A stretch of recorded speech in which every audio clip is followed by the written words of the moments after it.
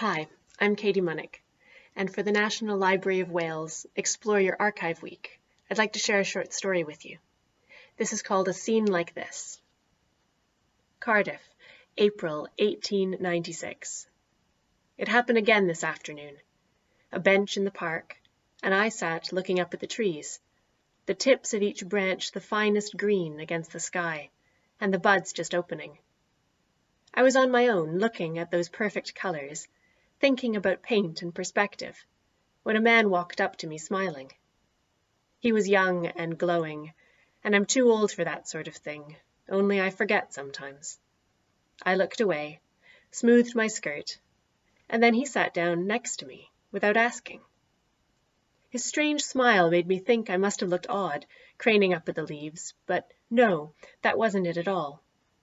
He asked if he could tell me something, and gripped the edge of the bench as he spoke. Of course I said yes, because it would be rude not to. And he told me he'd just come within an inch of taking his life, but didn't. Chose not to, he said, and laughed.